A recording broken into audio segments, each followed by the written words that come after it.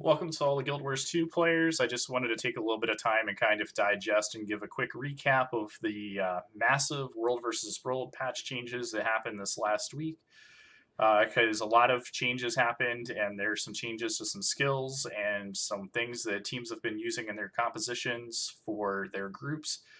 Really, since launch, a lot of things happened to the Guardian recently, just as well as a lot of builds in general. So without any further ado, let's go ahead and get into that list. I'm going to try to get through it here in a few minutes, just that way you can kind of quickly catch up. And if you want to read through the patch notes or have questions, you can ask them, and I'll do my best to answer them down below.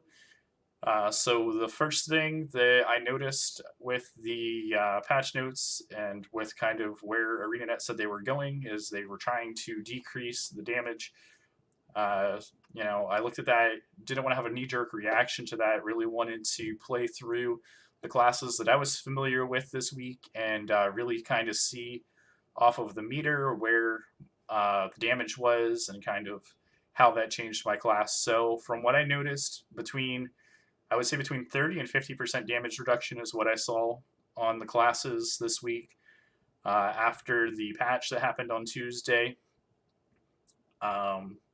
I don't think power is necessarily out of it at this point, but the power builds were the builds that were majorly affected at this point. They didn't really touch the condition builds too much yet. But I would say between 30 and 50% of the damage that you're used to getting out of that build, you're going to see a reduction on that.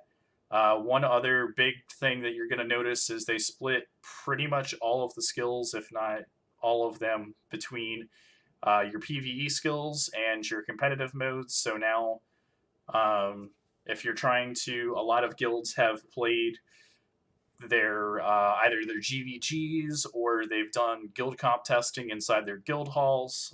So now the split changes are going to affect the guild halls. So ArenaNet, if you're listening, I would suggest if you guys can put in a way to toggle guild halls so that we can still GVG in there. Give us the ability to GVG in there, test our comps out and stuff. That way we're not taking up map space in World versus World, especially for all those servers that are on higher populations. The third thing you're going to notice is the change to the mounts was pretty significant. So there used to be a buff on the mount movement speed if you were in a territory that you owned. They've removed that to put in an ability where if somebody doesn't already have a mount and they're within a specific radius of the mount, they get the movement speed buff that you have as you're on the mount. In addition to the fact they also decreased the number of hops that you have or your dodges that would let you leap ahead from 3 to 2. And there also is a new work loss skin that is purchasable as a reward track for 200 gold.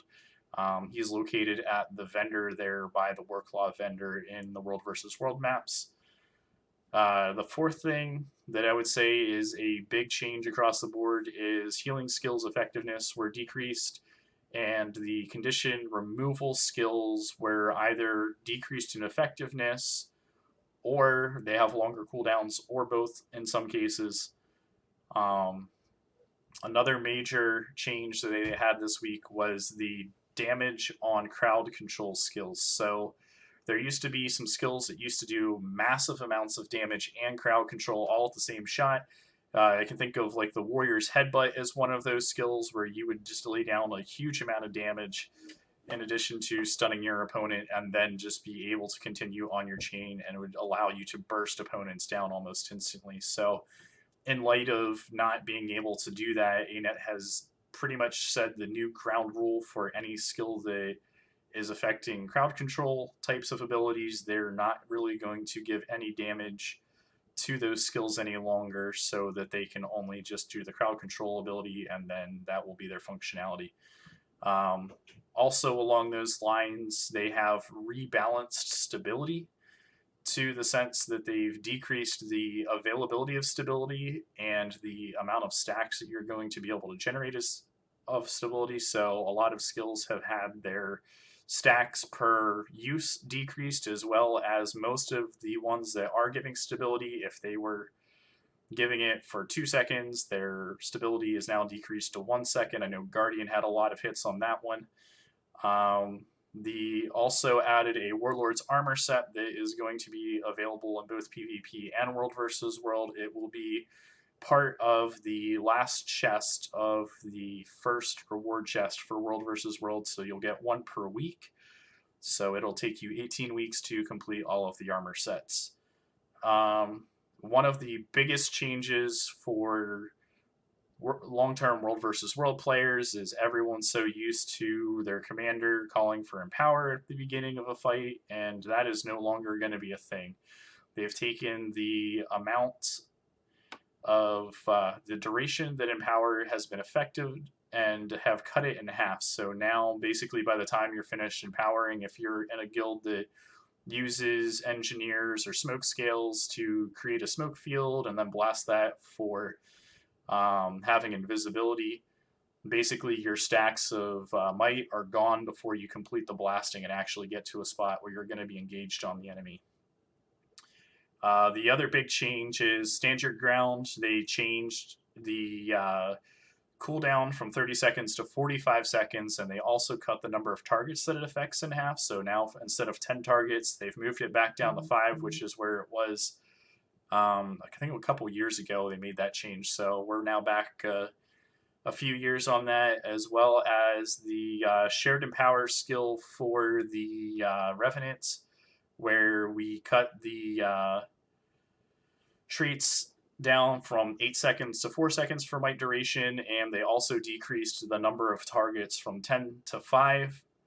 So another big hit on Empower there. So basically, I've noticed over this last week, I used to be able to pretty consistently on engages, as long as I kept myself out of bubbles and stuff, really was able to hold 20 to 25 stacks of might pretty regularly during sustained fights, and now I've noticed I'm seeing more about like maybe 10 to 15 stacks. I know we've been making some adjustments to our comps in my guild, so we're kind of getting those might stacks back up, but the normal just getting it off of your Revenant and your Guardian days are kind of past, I believe, at least with the builds that are existing out there in most World versus World comps.